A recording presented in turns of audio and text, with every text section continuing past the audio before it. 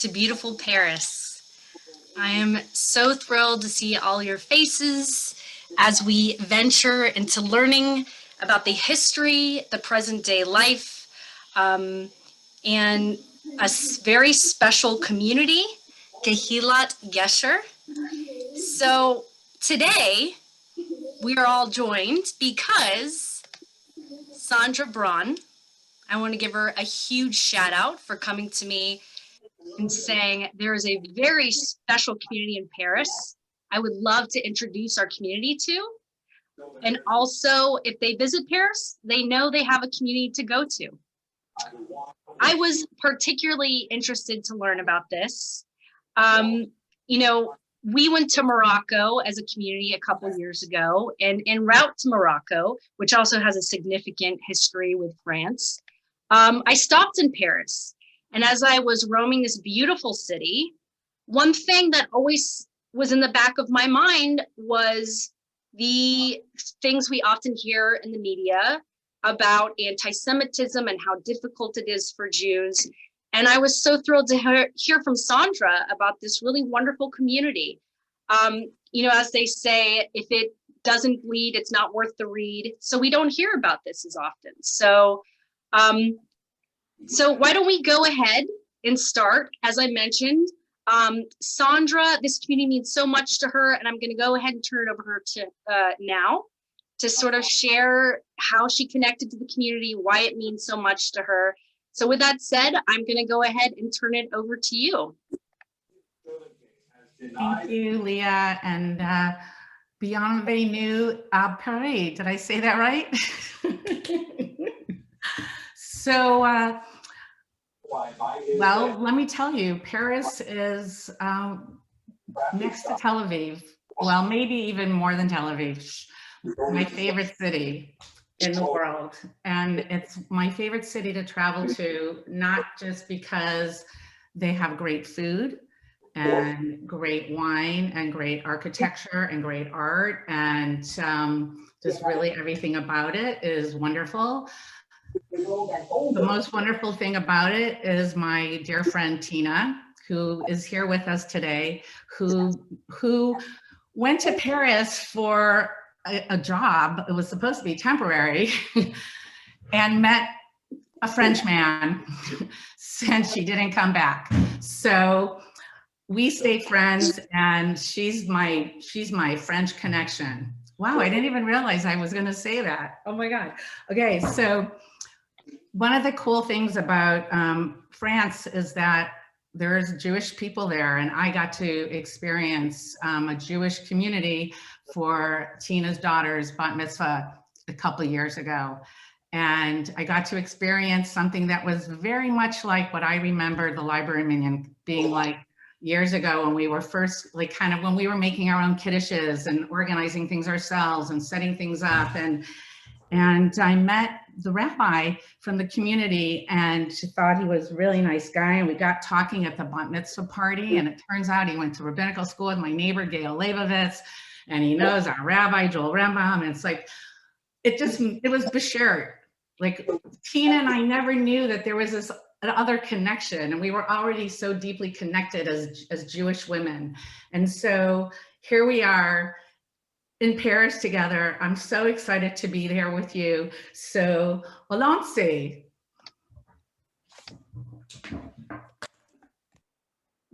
Okay. So now we're going to lead into a video that Sandra found, and really does an amazing job of sharing a bit of the history, modern day life, and some of the beautiful views. When we think of Paris, it's just a really beautiful city. So why don't we go ahead and share that video now? Here we go. I also just want to ask to make sure that everybody is muted. I can hear a bit of noise in the background. I think there's an iPad. Okay. All right. Let me go ahead and share the video.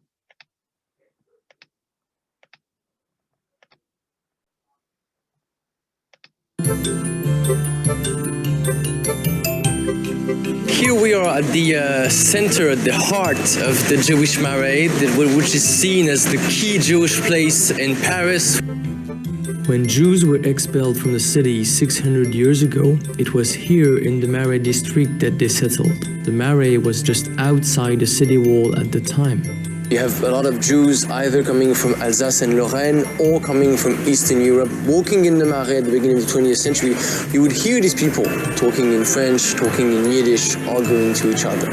It was called the Plätzel, meaning little place in Yiddish, because of its narrow streets and small buildings. You also have elements which are linked to the history of Jews in North Africa, in Eastern Europe, and different chapters of the history of Jews in France, pleasant ones and more difficult ones. If you would ask someone in Paris, where can I have some Jewish food? The answer would be La Rue des Rosiers and some falafel. I like living in the Marais because I like the mixture between the museums, the history, the beautiful architecture, and also the bars, the cultural life, the movies, the cafes. Here we are in the historic center, the heaven of the Jewish gastronomy in Le Marais. Here, this place is the key place when you want to discover and travel in the Jewish past and present when it comes to gastronomy. I am testing this new recipe of the cheesecake with pistache. Bon appétit. Oh, c'est bien. The Synagogue of La Rue des Tornell, built in the 19th century. It is the biggest active synagogue in the Marais, used today by visitors and for holidays. I live in the Marais since 1957. It's changed a lot. The people are not, they ignore almost our history. My father was deported. I had a mother. She tried to hide us, my brother who was 4 and I was 10, to different families. Between 1940 and 1944, when the Vichy regime was in power, the French authorities worked as accomplices with the Nazis, and they managed to deport 1/4 of the Jews who were in France at the time. The Shoah Memorial, which is a place of history, remembrance, and also education. The wall of the names is the list of the 76,000 Jews who were killed from France during World War II by the Nazis and with the strong help of the Vichy authorities. Here, when you look at these names, you can see the diversity of the people who were killed, children, families, old people, young people. When you look at the names, know where they could come from, who they were, and you can imagine what was their life and to realize what is the amount of destruction that took place. Place des Vosges, one of the most beautiful squares of Paris and the home of Victor Hugo, lies adjacent to the Jewish quarter. The Jewish Museum of Paris, located in a large mansion built in 1650, they tell the story of the French Jewish community and its great contribution to the state and its culture, from the Middle Ages through the Renaissance and the Emancipation to the present day. You have a real Jewish community at the time of the French Revolution, where Jews are emancipated, when they can be part of society. Alfred Dreyfus, captain in the French army at the end of the 19th century, is the most famous example of the paradox of French Jewish life. Accused of betraying France for Germany, he was sent to jail. On one hand, it shows how strong anti-Semitism was in certain elements of the French society, such as the army and the Catholic Church. And on the other, there were writers such as Émile Zola, civic leaders, and many others who defended Dreyfus. Jews have contributed to all aspects of French culture, science, and public life. For instance, Léon Blum, Prime Minister of France in the 1930s, Henri Bergson, philosopher, Camille Pissarro, the Impressionist painter, Simone Weil, a public leader, writers such as Marcel Proust and Romain Gary, painters like Modigliani, and the Rothschild family of bankers and philanthropists. And since the 1950s and the decolonization, You have a very strong influx of Jews coming from North Africa into France and has been reshaping the cultural, the religious identity of French Jewry. So you can see that it's often tragic to be a Jew in France, and at the same time, we see that hundreds of thousands of Jews have made their lives here, decided to continue their life, and if they stay here, it's because they believe it's their home.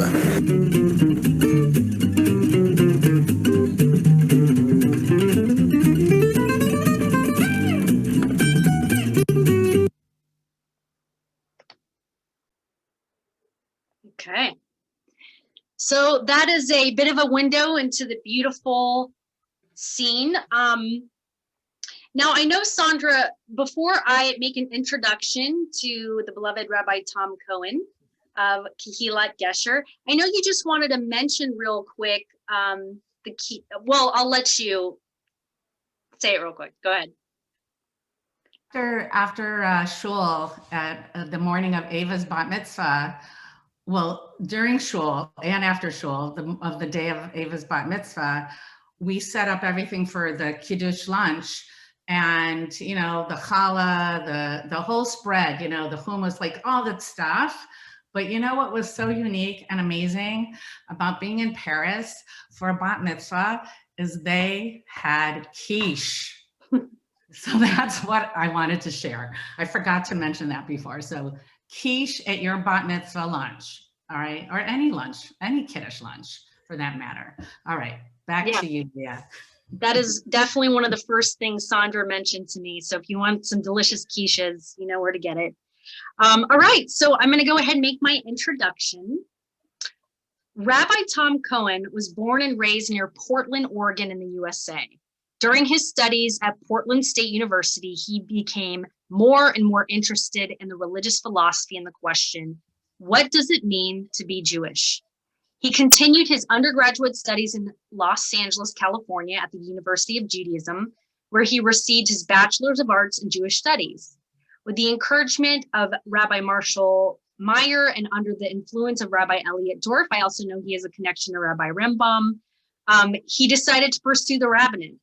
Over the next 6 years, he continued his education in LA, where he received another degree in Hebrew literature, followed by 2 years in Jerusalem. Finally, he moved to New York City, where he completed his master in Hebrew literature. In 1991, he was ordained under the auspices of the Jewish Theological Seminary, and Rabbi Cohen arrived in Paris in the winter of 1992 and has never looked back. In 1993, along with a handful of families, he founded Kehilat Gesher, the French-American Synagogue of Paris. Despite all the challenges involved in representing a stream of Judaism that is still not yet well known amongst French Jewry, Rabbi Cohen loves working here in France, participating in the construction and development of an open, tolerant, and egalitarian community, proof that liberal Judaism can provide meaningful answers to the unaffiliated and underaffiliated Jews of France. So Rabbi Tom is going to touch upon a few points. What is it like to live as a modern Jew in Paris today? What 2 places or things must a Jewish tourist experience while in Paris? He's going to mention how anti-Semitism affected their community. And when other Jews are leaving, how is it that their community is growing? And lastly, his story, the story of the community, the story of the synagogue, and the new building and so forth. So with that said, it is my great pleasure to introduce Rabbi Tom. Hello, everybody. And that's what a, is my microphone working? Okay, I'm just making sure. You hear me? Yes. Okay, very good. Hello, everybody. It's what a task you've given me for such a short time period, because each one of those points I could spend hours on already, because rabbis are paid by the word, so I could talk for a long time anyway. So it's very nice to see you all, to be in Los Angeles again. Thank you, Sandra and Leah, for your help to put this together.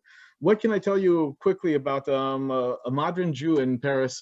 This is an exciting city. France is the second largest Jewish community in the world outside, United States and France are both outside of Israel. I'm not talking about Israel. If you want to talk Israel, it's the third largest Jewish community of the world. 3/4 of the Jewish community of France is in the greater Paris area. This is a city where just little things, you were talking about food a certain moment ago. There's over 200 kosher restaurants in Paris. It's an amazing amount of food. It's fun that I see that the video that you have that you put together or you found on the internet that talks about the Marais. I know the Marais. I live in the Marais. I live actually on the Rue de Rosier, that street that you saw. But that is historical Jewish Paris. And all of you as tourists, you come down into the Marais and then you go away and actually you missed Jewish Paris in much the same way that if I came to New York and all I did was go to the Lower East Side and I never went to the Upper West Side, I missed out on living Jewish New York. So in Paris today, the Marais, you have a few kosher shops. You have a few Jews running around there. For me, it's wonderful because I got the basics that I need and I'm in the center of the city. However, it's really, if you need to go to other districts, you need to go to the 17th arrondissement, you have to go to the 19th arrondissement, you have to go to Cité, Sarcelles, Saint-Mandé. There's all sorts of areas that have become the Jewish areas, living Jewish areas of Paris. The other thing that I saw in that video that caught my attention, when they showed the Synagogue Tornell, the largest in my neighborhood, they said that it's open for, I think they said for holidays and for tourists. And I thought, that's crazy. They have daily minions in that synagogue. It's a living, working synagogue. It's also one that many couples love to get married at because it's beautiful on the inside. All of that to bring to, what is it like to be a Jew in Paris? I guess, to me, it's like being a Jew in any city. If you get down to it, we work here, we make our friends here, we make love here, we buy our food here. It's a wonderful place, though, with a backdrop of a certain beauty. Take a look behind Leah. It's a place that has a long history. Jews first came to France with the Romans in that time period. We have been here before there was a France. Jews have been part of this society since 2,000 years. They came to Paris itself in the Middle Ages. They got kicked out. They came back. There's as many European places. We had this as a story as well as in many other parts of the world. They came back in the 18th century into Paris. The majority of the Jews, though, for a long time in France, lived not in Paris, but in the regions right next to Germany, Alsace, Lorraine, and unusual compared to all of the rest of Europe, where we weren't allowed to have work in certain occupations, and we weren't allowed to live outside of a ghetto. In Alsace and Lorraine, when you come to visit France and you go into that area, and it has some great choucroute and it has some great wines, it's a great region for that. Jews lived in the countryside. And everywhere you go throughout Alsace-Lorraine, they were farmers. They owned land. They weren't allowed to live in the city areas. Very opposite of what you might have found in the rest of Europe as an experience throughout the Middle Ages. That's where at least the Ashkenazi Jews came from. And so when you come here, and I've heard this many times from Americans, I can't find a real New York deli in Paris. Because the Jews who come to France, or the Jews who lived in France, never came from Eastern Europe. They don't have the same food traditions. We have Ashkenazi Jews, but they're not Eastern European Ashkenazis, they're Western European Ashkenazis. So they have a whole different food traditions. We also have the Jews who came into Bordeaux and Bayonne, which is in the southwest of France. Those Jews were probably coming away from Spain and Portugal after the expulsions of 1492 and 1506, respectively. And they had a whole different traditions that they brought with them. And then we had a third group in France before the modern era. It's the area in the center of France near Avignon, where the Jews lived under the Papal States at that time period, because the Pope was in Avignon in the Middle Ages for a couple of centuries. The Jews there were the ones who were kept in miserable conditions. There they were kept as a theological reason, because, you know, to show the ascendancy of the church, you had to have Jews in that particular area. France is the first country to enfranchise those Jews in 1789. The United States, everyone became a citizen together. France is the first country, though, to take Jews who were not citizens and make them citizens. This is the first. This country we had a Jewish president of the country since the first time in 1921. And imagine that 100 years ago. There was a Jewish president of this country. We've had several since. They mentioned one of them in the video, Leon Blum, who, if you've had any paid vacations as a worker, you owe it to that man. And you know, this is a country that Jews have been involved in every aspect of society. That I agree with. What can I say? What if you come here? I'm looking through the notes of what things they want me to tell you before you can ask your questions. They wanted me to say 2 places where you must come. Okay, come and see the Marais. Why not? Everyone has to do it. You know, what would be some of the other places that I would pick? Personally, I'd say go to the Louvre. Go to the greatest museum in the world. Go down into the Babylonian sections, and you'll see stuff about Jewish people from 2,500 years ago, 2,600 years ago. Or you go into other areas and you'll see the artists. You'll see the things that Jews have brought to France. Obviously, there's other places. You can come visit my synagogue if you happen to be in the area in the 17th arrondissement. How has anti-Semitism affected our community? I know that this has always been a question here that's brought up. First, I always like to point out 2 things quickly when talking about anti-Semitism. In France, since World War II, there's a specific law against anti-Semitism. What that means is, Montmartre is the neighborhood. Yeah, that's the next one. I'm looking at the chat.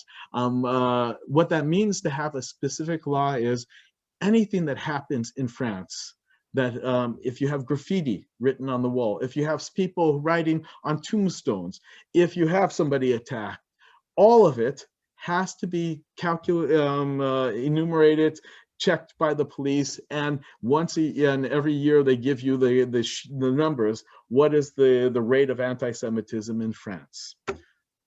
That's a great thing. That's terrible that it's happening, but think about that where you live.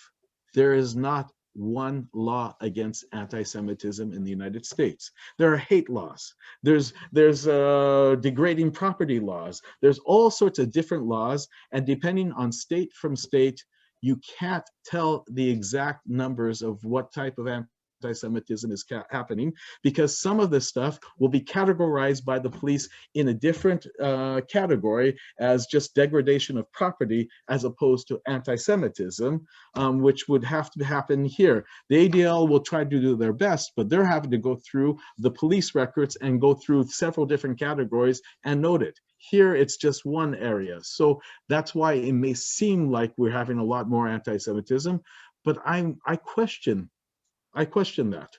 If I can use some terrible stories, and I really don't like to do this because it's not who I am, but I'll go that route a little bit.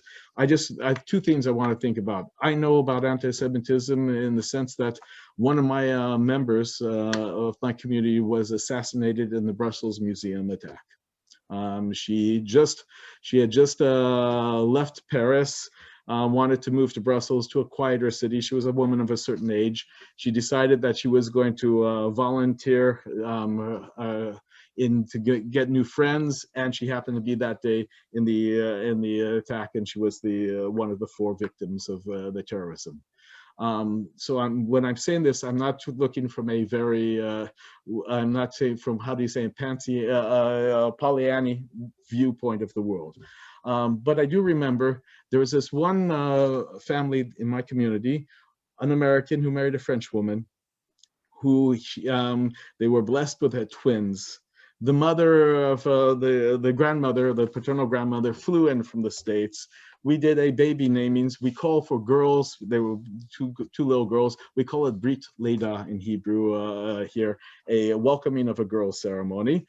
We went through that, and the grandmother took me aside and said, "Can you convince my son that he has to leave France because there's so much anti-Semitism here?" And I said, "Yeah, okay, we'll see what happens." She goes back, and she writes me every now and then, saying the anti-Semitism is terrible. You have to leave. And her son, he's living very nicely in the 8th arrondissement. He has there's no problems where he lives at all. The sad part is she was one of the victims in Pennsylvania in the attacks in the synagogue there.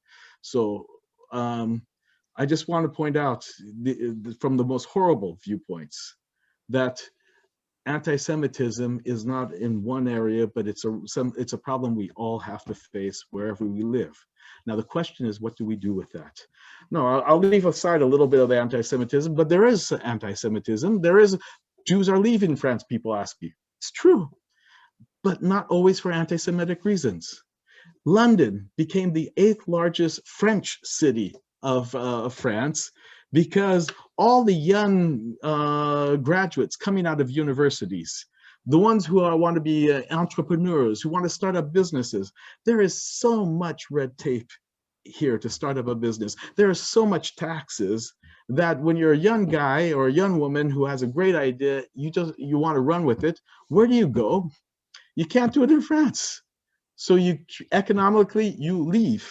So you have a whole group of young, now they're not so young, but 20s, 30s, and 40s in London. They went to Florida if they could get to a ticket to America. Often to get to America, if you say I'm coming because economic reasons, I'm leaving France, that doesn't get you as far as to say I'm leaving because I'm scared about the anti-Semitism. It's a reality. It happens. I'm not denying that there's not anti-Semitism, but I'm denying the extent that it affects our lives. Tina will be here. I see several of the members of my community here who could at one point talk in there of what they have felt or what they have seen. There's been a lot of inter alia within France. I can't think of the word, where Jews are leaving from some of the neighborhoods when they first came to France, because somebody was asking in the chat in the very beginning, how many Jews were killed during World War II? There was 76,000 approximately, which was 1/4 of the Jewish community of that time period. Think about that though. France was one of the first countries to fall to the Germans. And only 1/4, forgive me for saying the word only, 1/4 of the Jewish community was killed, yet 3/4 were survived. If you go next door to Belgium, 65% were sent to the camps. If you go to the Netherlands, 75% were sent to the camps. France had one of the best records for survival out of all of Europe.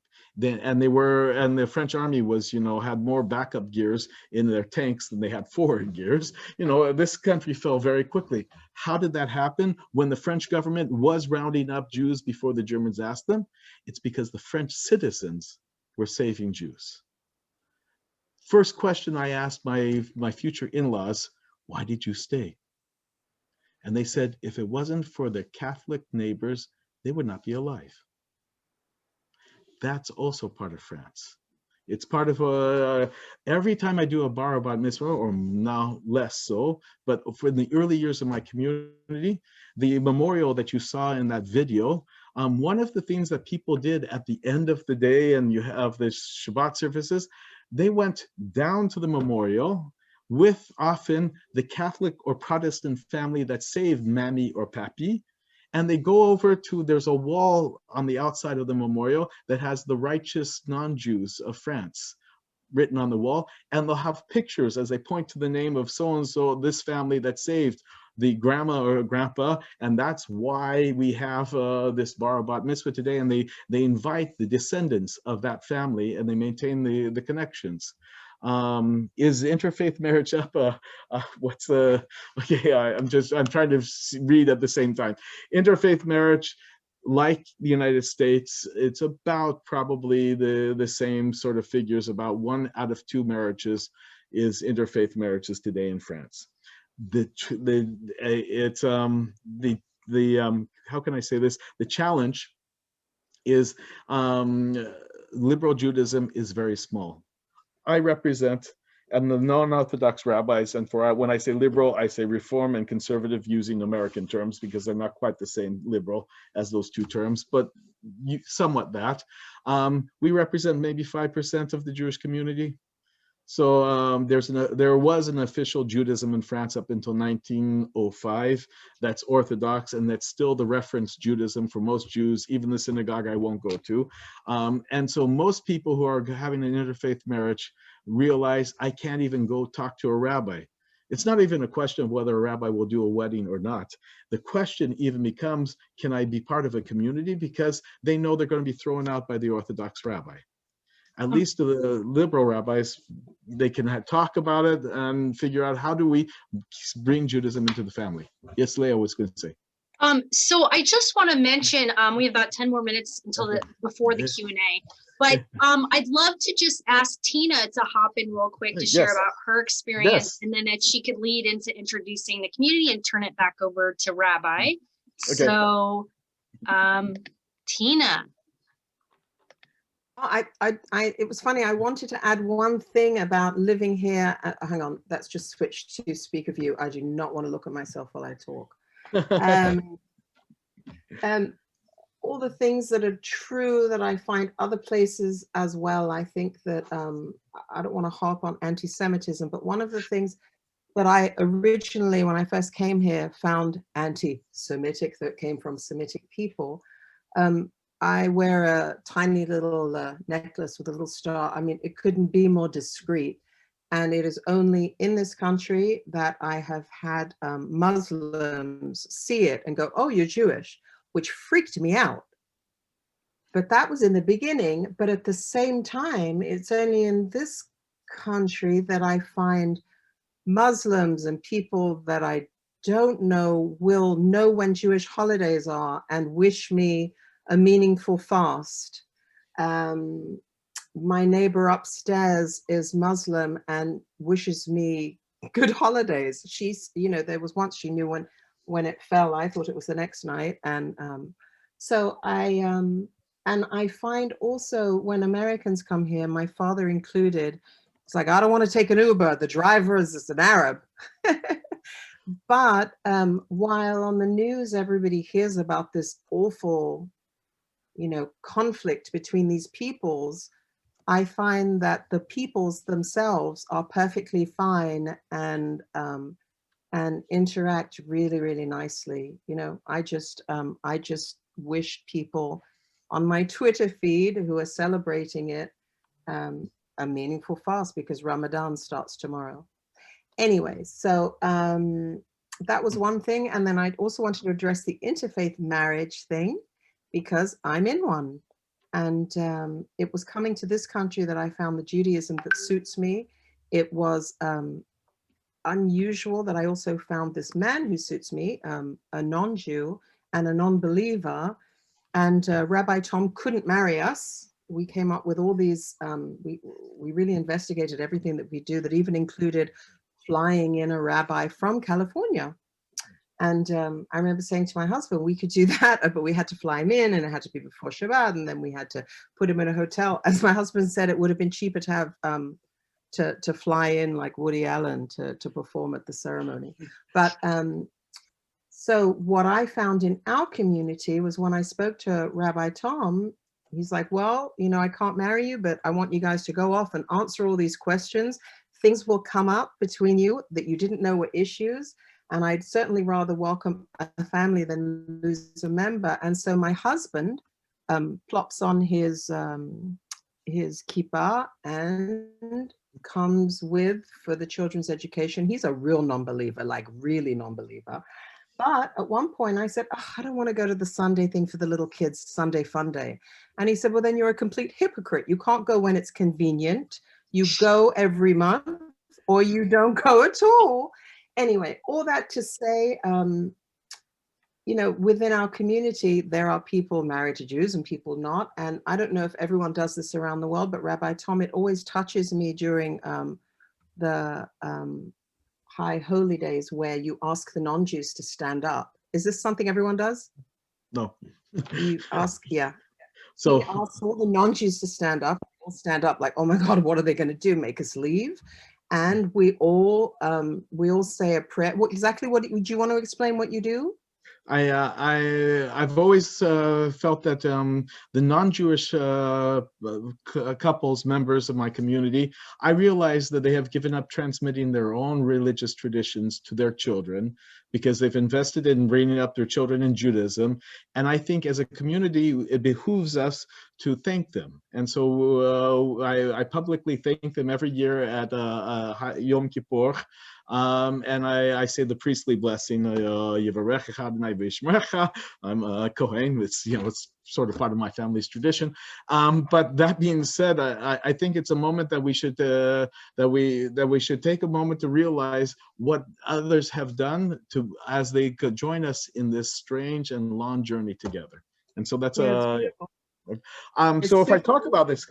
Okay, if I talk about the community quickly, when I first came to France, okay, so it's true. I have a United LA connection. I lived 5 years. I was in the Valley in North Hollywood and for many years on Burbank Boulevard. And I went to the University of Judaism in the days when Joel Rembaum was the director of the undergraduate school, so he was my dean. I've been to Beth Am many times over the years. Benzie Bergman, for some of you who might know him, he was also one of my favorite teachers from that time period. I went off to Israel to try and avoid going to New York because all roads lead to the Jewish Theological Seminary from UJ.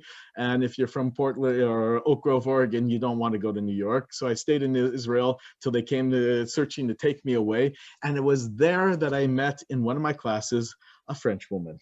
Who herself was a rabbinical student of the time period, Pauline Beb, who is the first woman rabbi in France and on the continent of Europe since the first woman rabbi was ordained, which was in 1935 in Berlin, Regina Jonas, who was assassinated, unfortunately, during the war. But Pauline will be the next one in 1990. When we got married, we created his and her synagogues, if you can say. Some people have his and her towels. We have his and her synagogues. She's on the east side of town near the Bastille. My synagogue's here in the west side in the 17th near the Arc de Triomphe. It's like it reminds me often that Ibn Ezra has a very Zionistic poem, and we're Zionists here in France. And it starts off with, I'm here in the West, but my heart is in the East. And I say that on two different levels. I'm in the west of Paris and my heart is in the east of Paris, as well as on talking about Israel.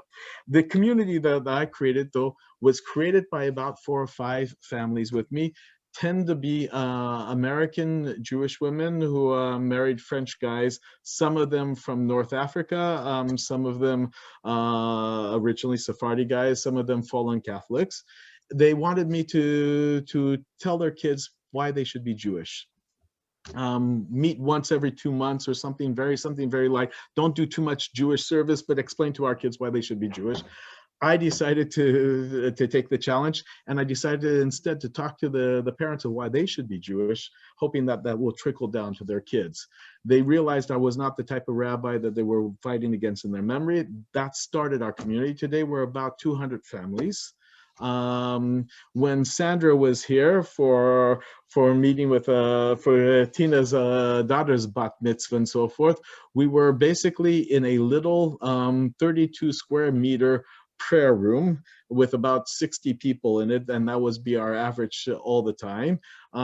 We just now moved to a much larger place, 5 to 6 times the prayer space, plus for first time having classrooms, kitchens, and all those sorts of things. The community is growing, as is liberal Judaism is growing. Liberal Judaism is, like I said, maybe 5%, but it's very active, and it tends to be the younger people of the communities.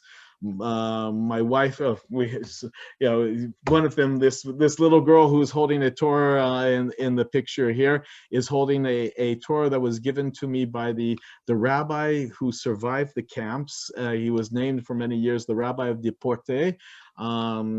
deportation, pardon.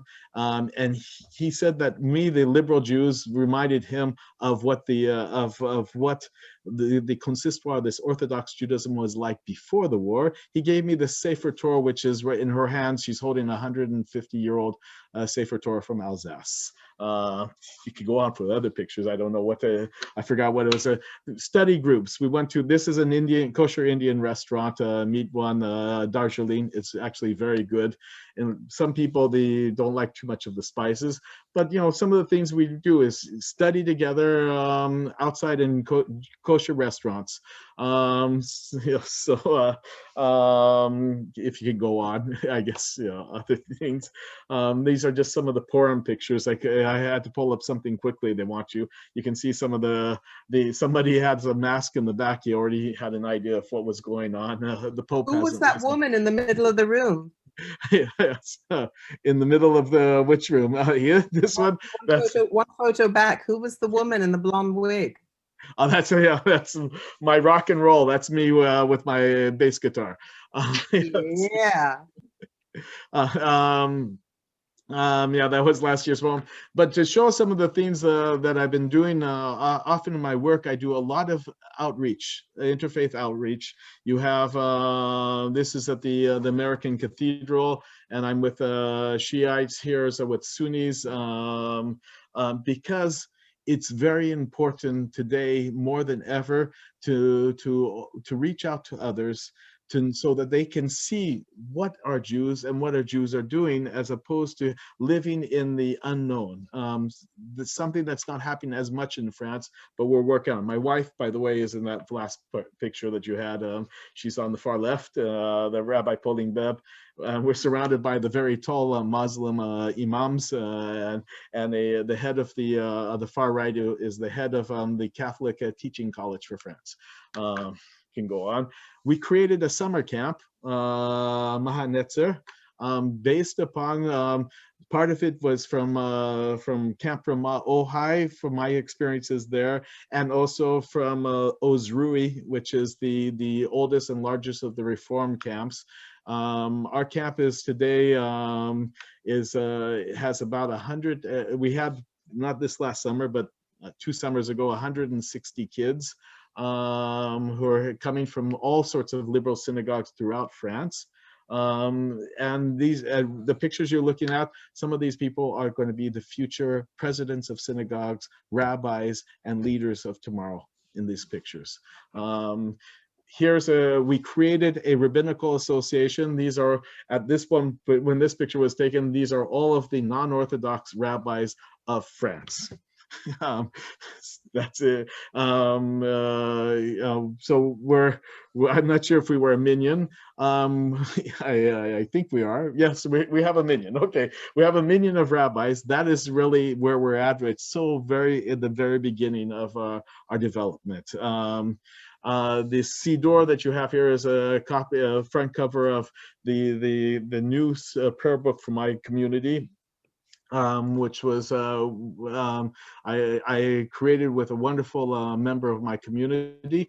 We have it's in French translation, English translation, where in the English translation, our goal was to reduce Christian theological language that English carries with it, because both French and English grew up with the church. It's not a complaint, it's just a reality. So we tried to relook at the Hebrew to see in what ways can we change people's ways of understanding their Judaism, because the reality is the only book that most Jews read as a theological book is a prayer book. And so I wanted to get rid of any of the Christian influences so that we could somehow have for the next generation, have a what I would think would be a more comprehensive understanding of their Judaism.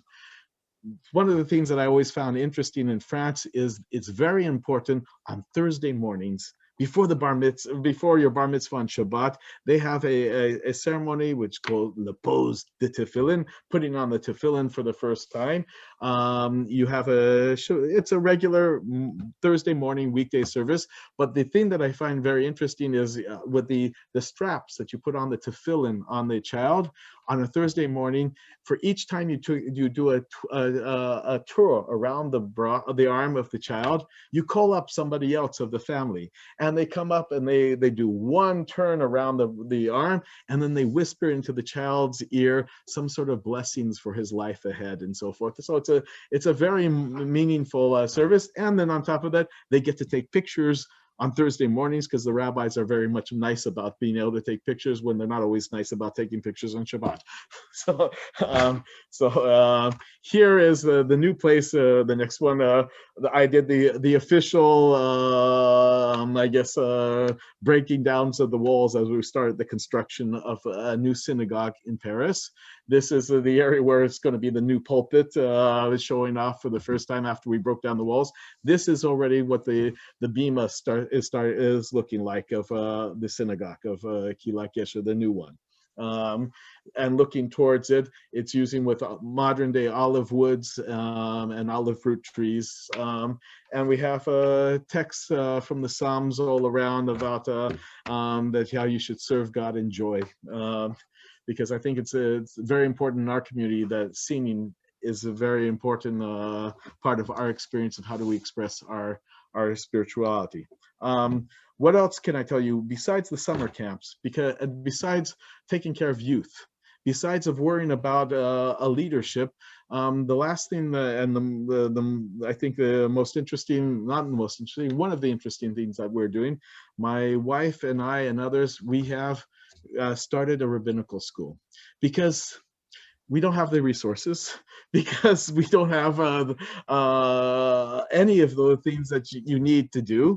But nonetheless, we need to have Jews who speak French, because I certainly don't. I speak French, but everyone hears my accent. That's become my mark of trade. My trademark is my accent in an American accent in French, which is fine.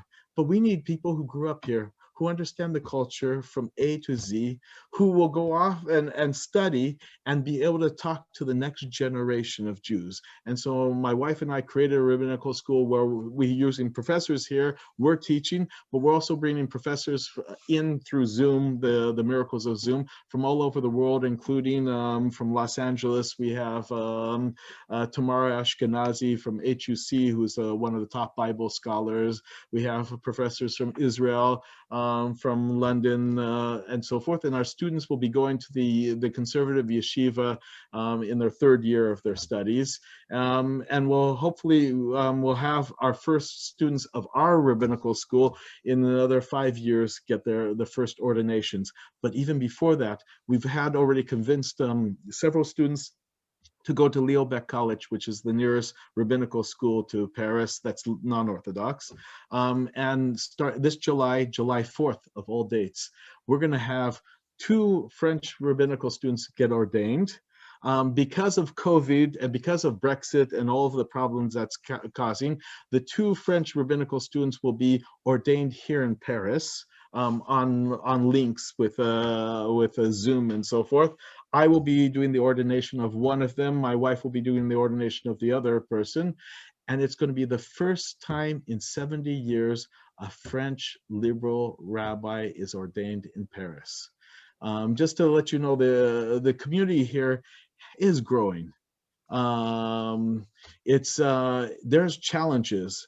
And if you live in some of the suburbs are terrible. It's true.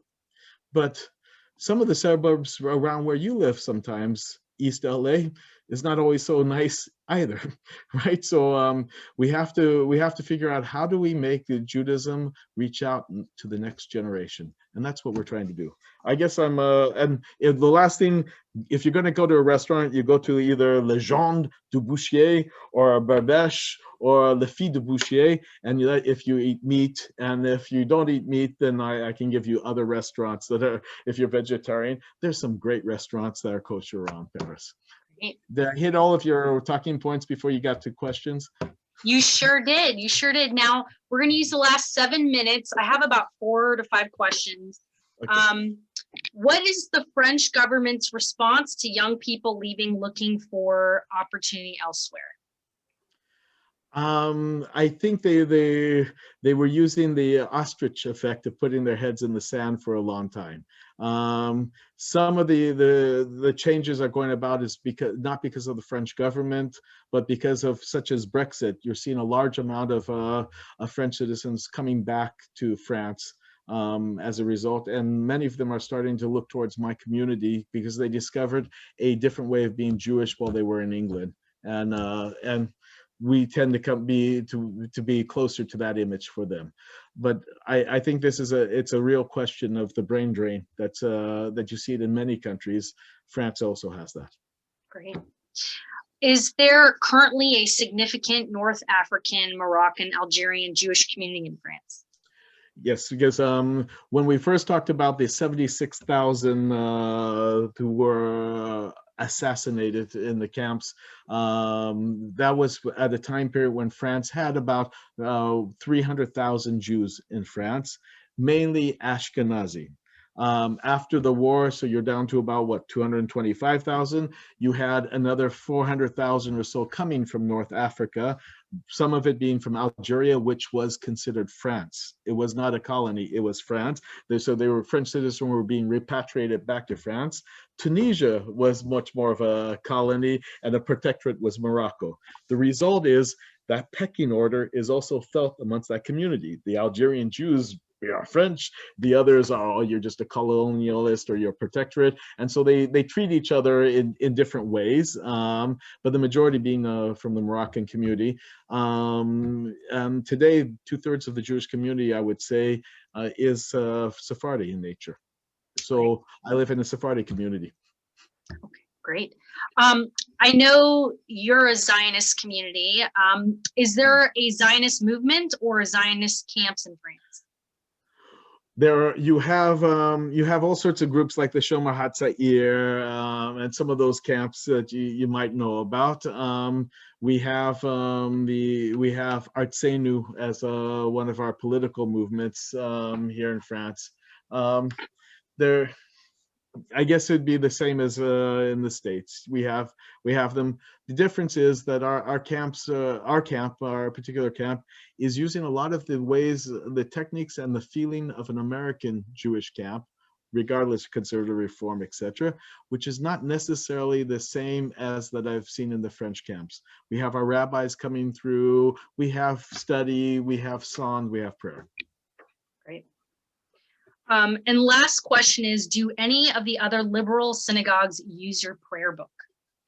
The synagogue in Lyon uses it when they have tourists coming through. They bought 20 or so to have. Unfortunately, COVID hit us just the very week that my prayer book was delivered to our community, 3 days before they had the first confinement. And so we've been living in this world where majority of my community hasn't even really seen my prayer book and used it, because we've all been locked up at this point. But one of the things that I think is very nice, it's very, how can I say, symbolic to me. We had the prayer book printed in Troyes. Troyes, Troyes. Troyes is known because that's the home of Rashi. And so we want to make sure that our prayer book is coming out of a solid French Jewish experience. Challah, I would prefer than brioche. What did we say? Yeah. Okay, and then just one more question before I thank you and also mention what our next program will be. Will you please clarify liberal in France versus reform conservative in the US? Okay, okay, I'll try and do that very quickly. How do you say that? The France had, like, as I said, an official Judaism from up until 1905. That official Judaism was created by Napoleon. Napoleon had a Sanhedrin where he put together 120 rabbis and balabasim, like the Rothschild families and so forth, gave them 10 questions, and said, based upon how the Jews would answer, the Jews would keep their citizenship or not. They answered very well. The result is Napoleon took away two takeaways from that. One is, I will never again talk with 120 Jews, because 2 Jews, 3 opinions. Can you imagine 120? You know, it was like a nightmare for him. So he decided that I have to organize the Jews, and I'm going to organize them sort of like the army, with a chief rabbi of the country, a chief rabbi of the province, and chief rabbi of the city, etc. And every country he conquered, he imposed this system on the Jews. That's why we have chief rabbis throughout Europe. It's because of Napoleon. He also did things like make Jews citizens in all those countries, like in Central Europe. So it was actually a good thing for them. That's how they got out, thanks to him. The British looked across the channel and said, hell of an idea to organize our Jews. They created the United Synagogue based upon the French version of called the Consistoire. And then the British gave that to Israel as a poison gift when they had the British mandate. Okay, so all of that to say, but it was actually pretty open of a Judaism. They were almost going to join in 1869. They sent a letter saying, we're going to join the Reforming Rabbis Conference in New Brunswick in 1870, which was a major conference in the development of both the future Reform and conservative Judaisms in Germany. But war broke out between the French and the Germans in 1870. France lost. They lost Alsace-Lorraine, where all the Jews lived. And the result is anything German in France for the next 30, 40 years until the end of World War I was verboten. There was a separation of church and state in 1905. The result is the first time you could be a non-Orthodox Jew. But they couldn't make reference of what was going on in Germany to what is reform or what is conservative, because that would have delegitimized what they did. So that very first non-Orthodox synagogue, liberal synagogue, Rue Copernic, which for 70 years was the only one, they did things that, such as, even when I first came to France, they did not count women in the minyan, but they're part of the Reform movement. Girls could not read from the Torah, but they could only read from a Haftorah. Reform, it's the big Reform synagogue, you know. But what else? They have a mikveh in the place, but they counted patrilineality since 1905. You have a potential to be considered Jewish if your dad was Jewish. A mix and match that we don't understand. And so when I came as this conservative ordained rabbi, and I have in my prayer book the imahot in it, I was considered the flaming radical. And that's when I realized that the terms reform and conservative don't have the same meaning here in France. They just call it liberal. And it's a little bit of this, a little bit of that, and throw in a little bit of Reconstructionism. That was a long answer to your question. But one thing I did not say that's the most striking thing to me as coming here from the United States to France. In America, we live in a Protestant country. And our subset as Jews is Ashkenazi. But when you come here to France, it's a Catholic country and not a Protestant country. And there's a real difference in that field. And in your subset as Jews, the majority is Sephardi and not Ashkenazi. So all of our touchstones coming as American Jews are not quite right. But that makes it exciting to discover other ways of being Jewish. Wonderful. Thank you so much, Rabbi Tom. You are such a wealth of knowledge. And thank you so much, Sandra, Tina. I have to say, out of all the meetings I've had, planning. It's been the most fun. The banter between everybody. It's just such a lovely group. And I can see, Sandra, how much you and Tina care and love for each other, and Rabbi Tom. So a huge thank you. I know, Sandra, this program meant a lot to you, especially the connection to your mother. May her memory be a blessing. So with that said, again, a huge thank you. I hope everybody's enjoyed this program today. I know I have. I'll mention that. Can I say thank you also for all you've done, Leah and Sandra? And I see a few names that I think I've seen over the years through Paris on here, and I just want to say a quick hi and thank you for showing up and listening to my Irish guy. Thank you. Okay. Well, with that said, I want to put on your radar on the 25th of April. Which is a Sunday, we will be traveling to Istanbul, Turkey. That program will be at 11 a.m. It's too much of a time difference to do it on a weekday. So hopefully you'll mark your calendars. April 25th, Sunday at 11 a.m. we will be in Istanbul.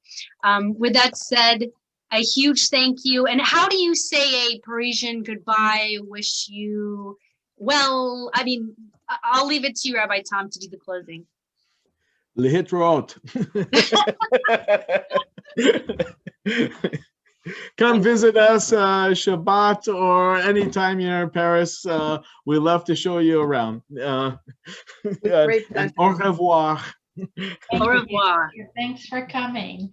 Thank you for coming. Have a great day. Au revoir.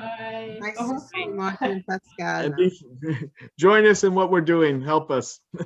Wonderful. All right. Thank you, everybody. Enjoy the rest of your day. Thank you. Yeah. Bye, everybody. Bye. It was so great to see everyone. Bye.